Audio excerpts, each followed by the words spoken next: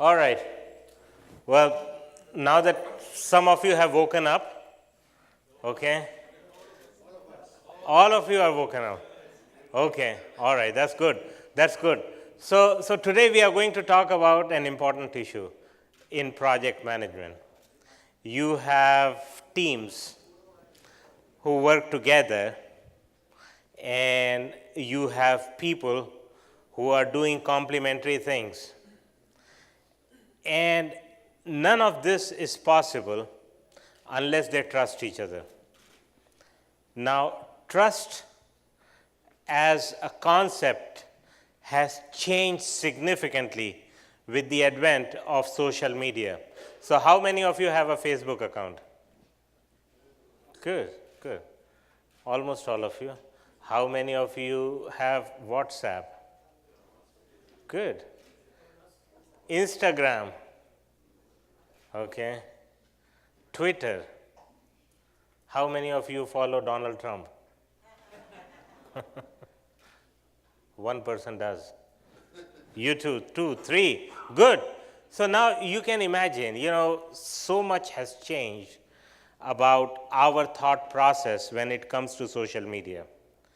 And how we think of social media as a facilitator of most of the management we are trying to do.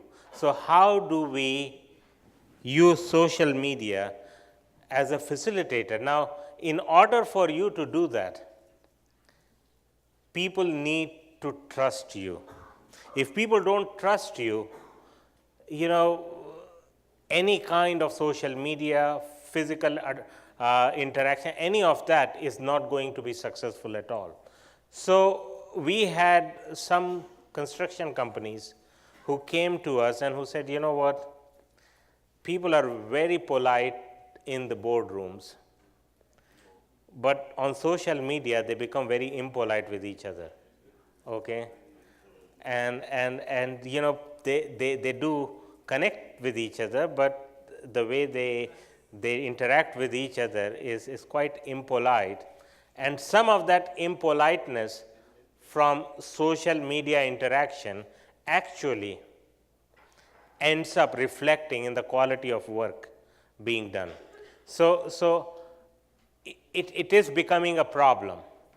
So social media is a facilitator, but if not used well, could be a problem.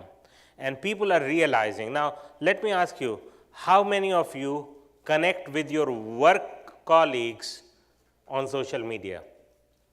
So you have your work colleagues included in your social media, Facebook, WhatsApp, all of that, and we do it all the time. But how do you make sure that it has a positive result rather than a negative result? So we started looking at trust. And I like what this Frank Sonnenberg, he said in his book, Follow Your Conscience. Trust is like blood pressure. It's silent, vital for good health, and if abused, it can be deadly. So if you lose trust, it is going to be deadly for your organization, your project. So we had some construction companies who came to us who said, you know what, we need to really understand this better.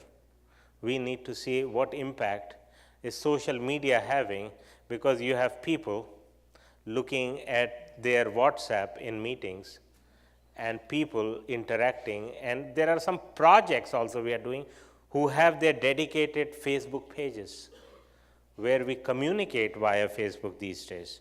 So what's happening there? So we looked at several project teams and we said, what does really work and what doesn't? Okay. So here I'm not going to present the academic rigor of any of this.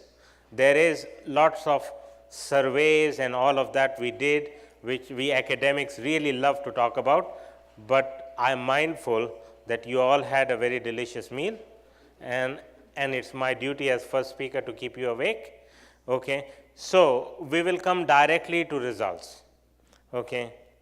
The first result of our study is no different than what you would have heard any leader say. Lead by example. But what does this mean in the context of social media? So you are making your people work like animals. Okay? They have deadlines. They are leaving work at 9 p.m., coming back at 6 a.m. They are really working hard. And then you go on your Facebook page and post your picture from a beach in Greece. You are the leader. What do you think they are thinking? We all do that. Those happy pictures. Okay? What do you think they are thinking? They are thinking, you know what? This guy gives me deadlines. This guy gives me targets. I am working like an animal. And he's on the beach. Okay? So what do you do? Well, we were interacting with somebody and he said, you know what? I did post my picture on the beach because his subordinates actually said, look, I'm working here like an animal. He's on a beach. Okay? So we said, you know what? You told me you have a dentist appointment tomorrow, right? He's going to do a root canal, right? Make a video of 30 seconds of your root canal where you're screaming with pain. Post that on your Facebook. And you know what? All of his project team liked that video. Can you believe it? Okay. So none of them reacted to his happy pictures, but all of them reacted to his pain. Okay. So lead by example could also mean lead by pain if you are inflicting pain on others.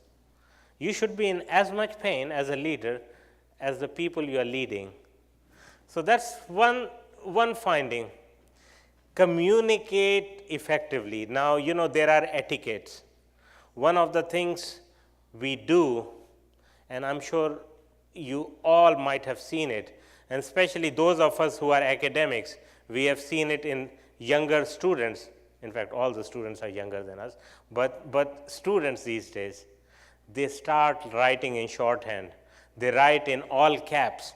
They don't realize that there is an etiquette. Okay? When you write all caps, that means you are shouting. Okay? That is the etiquette. Somebody established that. All caps means you are shouting. Okay?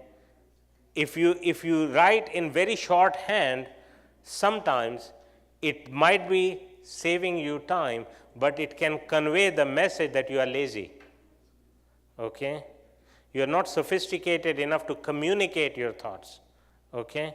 So when you are developing a team, it's important that as a team leader, you establish those boundaries.